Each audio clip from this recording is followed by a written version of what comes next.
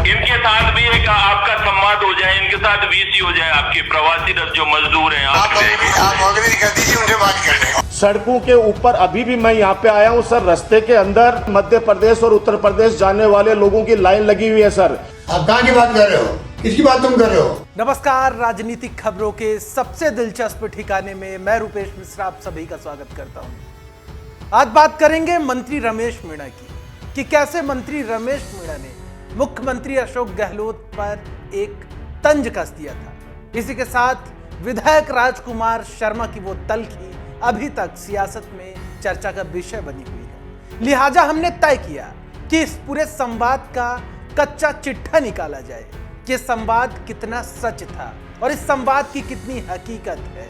लिहाजा इस पूरे मामलात को समझने के लिए और इस संवाद का कच्चा चिट्ठा देखने के लिए आपको देखनी होगी हमारी ये खास रिपोर्ट। सूबे के मुख्यमंत्री अशोक गहलोत के साथ मंत्री रमेश मीणा का सियासी तंज तो आपको याद होगा, और याद होगा विधायक राजकुमार शर्मा के तल्ख संवाद का अंदाज। तो आज की अपनी इस खास रिपोर्ट में हम आपको मंत्री रमेश मीणा के सियासी तंज और विधायक राजकुमार शर्मा के तल्ख संवाद का कच्चा चिट्ठा दिखाएंगे कि आखिर इस चर्चित सियासी संवाद की जमीनी हकीकत क्या है। दरअसल इस तल्ख सियासी संवाद की हकीकत जानने के लिए आपको चलना होगा राजधानी जयपुर की सड़कों पर। बात सियासत की थी, लिहाजा हमने भी हर परत की हकीकत जानने के लिए ग्राउंड जीरो का रुख किया। जमीनी नब्ज टटोलने के दौरान हमारी नजर बेबस होते कदमों और मजबूर चेहरों पर पड़ी। फौरन हम समझ गए सियासत का असल मुद्दा तो अभी भी सड़कों पर है, लेकिन साहब के नौकर शाह फरमा रहे हैं कि जहां पना सब खैरियत है। लेकिन असल हकीकत क्या है उसे जानकर आपको इंसान होने पर शर्म भी महसूस हो सकती है। दरअसल ये मजबूर हुए एक मजदूर परिवार का कारवां है। ये कारवां जिम्मेदारी का बोझ लिए हुए अपने परिवार के साथ अजमेर से सीधे बिहार के गया के लिए पैदल ही चल पड़ा। इस मजदूर परिवार को जब यकीन हो गया कि सियासत अब उनके जख्मों का खिलौना बना चुकी है, तो भगवान के भरोसे उठाई गठरी और पैदल ही चल पड़े अपने मंजिल की ओर। प्रवासी मजदूरों के दर्द पर इन दिनों सियासत जो है सबसे ज़्यादा तल्ख है, लेकिन वास्तव में सियासत इतनी तल्ख हो जाएगी इस बात का अंदाज़ा किसी को नहीं था कि इनका जो दर्द है वो कम हो जाएगा और सियासत तेज। आप देख सकते हैं ये बिहार का रहने वाला परिवार है जो मजदूरी करके पेट पाल रहा था राजस्थान के अजमेर में। अब इनके पास कोई साधन नहीं रहा, खाने पीने के लिए कोई पैसा नहीं रहा, तो अब ये पैदल चलने के लिए विवश हो गए हैं।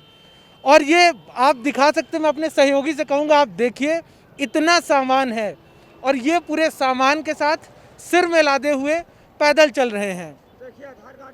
और ये अपना आप ये यहाँ पे देख सकते हैं, इनके साथ एक बच्ची भी है, दो बच्चियाँ हैं, छोटी सी महिलाएं भी हैं, आप और 2 लोग हैं, लेकिन इनके पास जाने के लिए कोई साधन नहीं है। लिहाजा ये पैदल चलने के लिए मजबूर है। कोई साधन नहीं मिला। आपको पता है सरकार कह रही कि आपके लिए हर चीज़ की व्यवस्था है, रहने की, खाने की, फिर भी आप क्यों पैदल चल रहे हैं? तो हम कोई नहीं रोके तो क्या करें, भटे चला है आ रहे हैं, क्या करें। तो आप लगातार वहां से आ रहे, कोई एक भी पुलिस वाला नहीं मिला आपकी मदद करने के लिए? नहीं, सब कहा कि आगे जाओ तो सब 5 फीट में मिलेगा। अंदाजा लगाइए कितनी भयावह तस्वीर है और कितनी शर्मनाक तस्वीर है। एक बार मैं अपने सहयोगी से कहूँगा दिखाएं इन बच्चों की फोटो, देखें कितने मासूम बच्चे हैं। क्या सिर्फ और सिर्फ ये दिन देखने के लिए बचा था? अब यहाँ खादी और खाकी पर सवाल ये खड़ा होता है कि आखिर ये परिवार अजमेर से जयपुर कैसे पहुंच गया, और वो भी पैदल। क्या चप्पे चप्पे पर तैनात खाकी को ये मजबूर परिवार की बेबसी नजर नहीं आई? क्या रास्ते में पुलिस प्रशासन को इस परिवार की मदद नहीं करनी चाहिए, जो इन्हें यह बोल दिया गया कि आगे चलिए और अपनी व्यवस्था खुद करिए? खैर, इस परिवार की बेबसी हमसे नहीं देखी गई और हमने एक जिम्मेदार चैनल होने का फर्ज अदा किया और फौरन मौके के सबसे करीब मौजूद पुलिसकर्मियों से पूरे मामले को अवगत कराया और इसके बाद सबसे नजदीक मौजूद शेल्टर होम के लेबर ऑफिसर से संपर्क साधा। लिहाजा लेबर ऑफिसर दुष्यंत सिंह मौके पर पहुंचे। फिर क्या कुछ हुआ आप ऑन कैमरा देखिए। लिहाजा हमने पूरी पड़ताल की और यहाँ पे हमारे साथ क्या आप लेबर ऑफिसर हैं, क्या नाम है आपका? दुष्यंत। तो अब क्या करेंगे, चूंकि ये बता रहे हैं ना तो इन्होंने कुछ भोजन किया है ना तो इनके जाने की व्यवस्था है, तो कैसे इनकी व्यवस्था करेंगे? सर हमारा 200 फीट बाईपास के ऊपर जहाँ पे इनको हमने इंटरसेप्ट किया है, आपने बताया और हमने इंटरसेप्ट किया है, यहीं पे 20 मीटर की दूरी पे हमारा शेल्टर होम है। हम इनको शेल्टर होम में रखेंगे, खाने वगैरह की सारी व्यवस्था होगी, सारा चेकअप होगा और बढ़िया व्यवस्थाएं कर रखी हैं।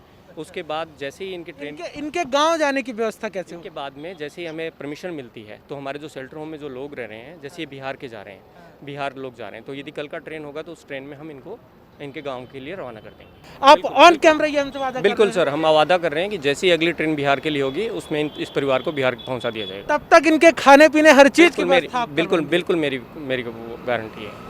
तो देखा आपने, द फैक्ट इंडिया के कैमरे में शेल्टर होम के लेबर ऑफिसर ने हमें इस बात का भरोसा दिलाया कि उनके रहने, खाने और गंतव्य तक ले जाने की वो मुकम्मल व्यवस्था करेंगे।